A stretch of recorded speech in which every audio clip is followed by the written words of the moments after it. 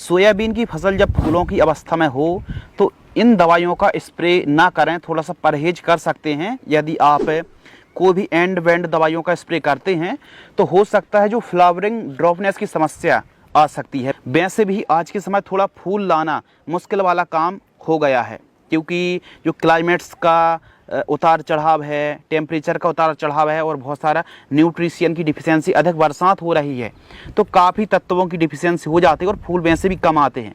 और यदि आपने फूल स्टेज में इन दवाइयों का स्प्रे कर रहे हैं, कौन सी दवाइयों का स्प्रे करें, कौन सी दवाई का स्प्रे ना करें, तो इन सभी की जानकारी के लिए इस वीडियो को पूरा देखें।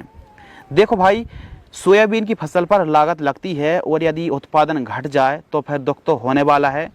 तो कौन सी सावधानी, यह जानकारी आपके लिए काम की है, तो वीडियो को स्किप ना करें। चलिए टॉपिक पर आते हैं। सोयाबीन की जो फसल है फूल अवस्था में बड़ी ही नाजुक और कमज़ोर यह स्टेज होती है।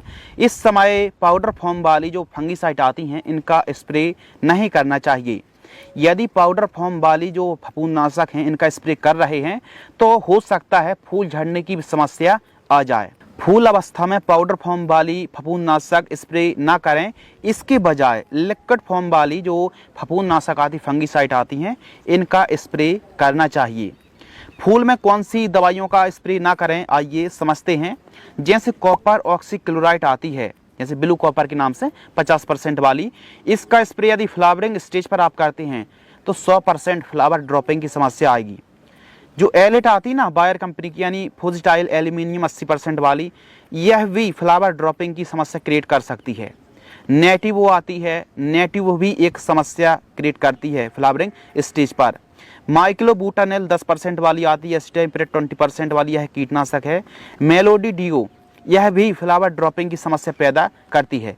यानी कुल मिलाकर आप एक काम कर सकते हैं, और हम केवल फ्लावरिंग स्टेज की बात कर रहे हैं, यानी पाउडर फॉर्म वाली फंगीसाइड के बजाय आप लिक्विड फंगीसाइड का स्प्रे करें। केवल फूल स्टेज की कहानी है, बाकी फूल स्टेज से पहले, फूल स्टेज से बाद आप क्या स्प्रे कर रहे हैं इससे ज़्यादा फर्क नहीं पड़ेगा। लेकिन आप फ्लावरिंग स्टेज पर पाउडर फॉर्म वाली फफूंदनाशक की बजाय यदि आप लिक्विड वाली फंगीसाइड का स्प्रे करेंगे तो फ्लावर ड्रॉपिंग की समस्या बिल्कुल भी नहीं आएगी। और कुछ कीटनाशक भी हैं जिनको फ्लावरिंग स्टेज पर स्प्रे नहीं करना चाहिए, जैसे कि कोराजन आती है, फेम है, डेलीगेट, बाराजाइट, फ्लेथोरा, एमामेक्टिन वेंजॉइट है, प्रोफेक्स सुपर, फेनोस्क्विक, मोनोक्रोटोफॉस आती है, कराटे आती, एम्प्लीगो आती है।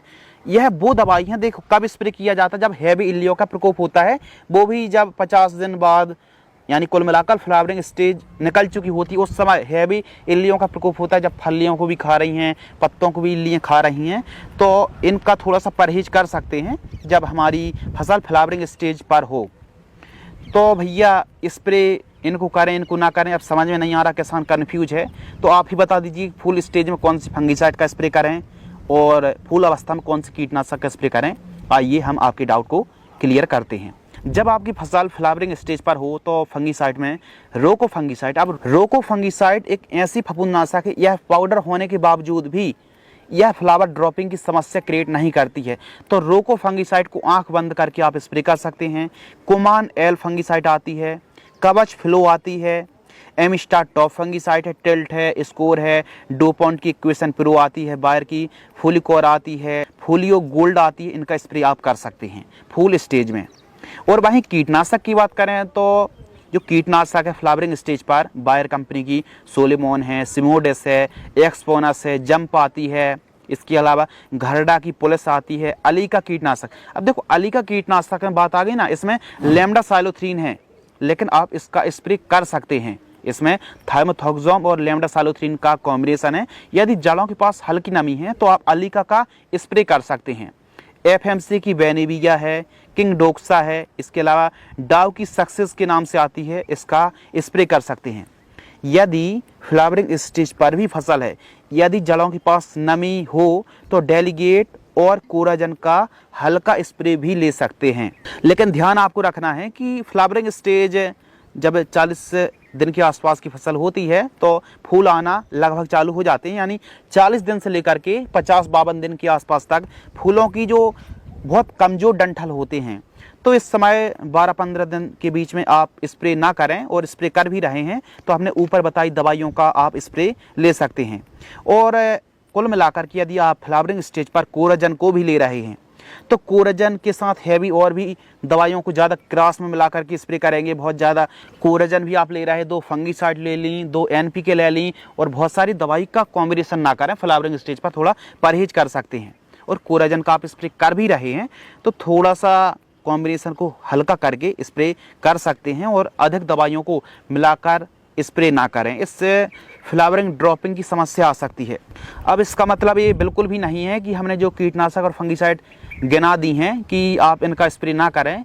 यदि आप निश्चित क्वांटिटी, निश्चित मात्रा में स्प्रे करते हैं तो हो सकता है फ्लावर ड्रॉपिंग की समस्या कम हो, या हो सकता है ना भी हो, लेकिन अधिकतम मैक्सिमम टाइम हमने देखा है कि इन दवाइयों का स्प्रे करने से 80% तो चांस है कि फ्लावर ड्रॉपिंग की समस्या आने वाली, खासकर कॉपर ऑक्सीक्लोराइड जैसी फंगीसाइड फ्लावर ड्रॉपिंग लाती हैं।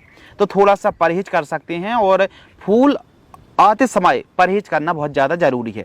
फुल स्टेज से पहले, फुल स्टेज के बाद फिर आप दवाई स्प्रे करते रहें, कोराजन है, फेम है, कोई दिक्कत की बात नहीं है। तो थोड़ा सा फूल अवस्था में सावधानी आपको ज़रूर रखनी चाहिए। बाकी आपकी फसल में फ्लावरिंग स्टेज से निकल चुकी है तो फिर आप कोराजन, फेम, डेलीगेट, फेलेथोरा, एम्प्लीगो, बाराजाइड, फेनोस्क्विक जैसी कीटनाशक का स्प्रे ले सकते हैं। अब सोयाबीन की फसल पर first spray, second spray, third spray, fourth spray, मतलब कब कौन सी दवाइयों को मिलाकर के स्प्रे करना चाहिए, इसकी जानकारी चैनल पर उपलब्ध है, आप वीडियो देख सकते हैं। तो स्प्रे शेड्यूल की जानकारी भी मिल जाएगी, आप चैनल पर विजिट करेंगे। तो सोयाबीन की फसल पर थोड़ा सा हैवी डोज, हैवी कॉम्बिनेशन मिलाएं ना। यदि आप फ्लावरिंग स्टेज पर हैवी कॉम्बिनेशन बना करके यदि आप फ्लावरिंग स्टेज पर स्प्रे करेंगे तो फ्लावर ड्रॉपिंग की समस्या आने वाली है। तो इसलिए सावधानी ही सुरक्षा है, सावधानी बरतें। यदि आपको यह जानकारी, यह नॉलेज पसंद आता है तो वीडियो को लाइक करें, चैनल को सब्सक्राइब करें।